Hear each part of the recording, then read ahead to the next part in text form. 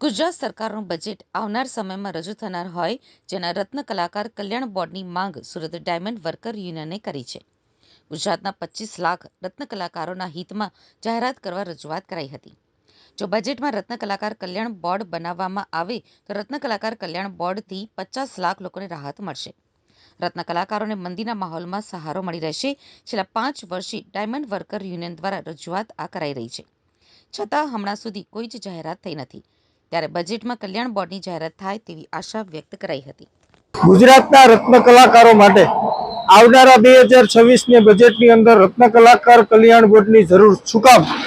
આ સૌથી મોટો પ્રશ્ન આજે તમામ લોકોને થઈ રહ્યો છે. ત્યારે એની સ્પષ્ટતા કરીએ તો રત્ન કલાકારને જેવી રીતે બાંધકામ શ્રમિકને જે લાભ મળે છે, એવી જ રીતે રત્ન કલાકાર કલ્યાણ બોર્ડના માધ્યમથી રત્ન કલાકારોને લાભ મળે, હોમ લોન સસ્તી મળે, પ્રધાનમંત્રી આવાસ યોજના, મુખ્યમંત્રી આવાસ યોજનાનો લાભ આ બોર્ડના માધ્યમથી મળે, આરોગ્યની સુવિધાઓ આ બોર્ડના માધ્યમથી મળે.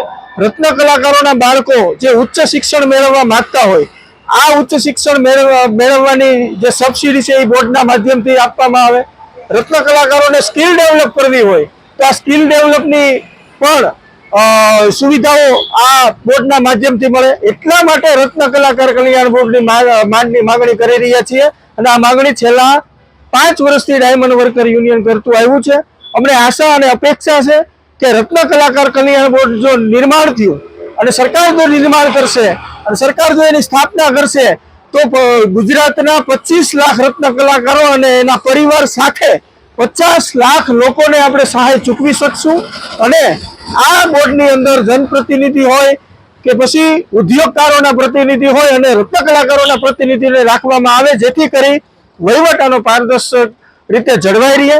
રત્ન કલાકાર કલ્યાણ બોર્ડની સ્થાપના ગુજરાતના રત્ન કલાકારો માટે ખૂબ જરૂરી છે. આવી મંદીની અંદર એને એક સહારો મળી જશે.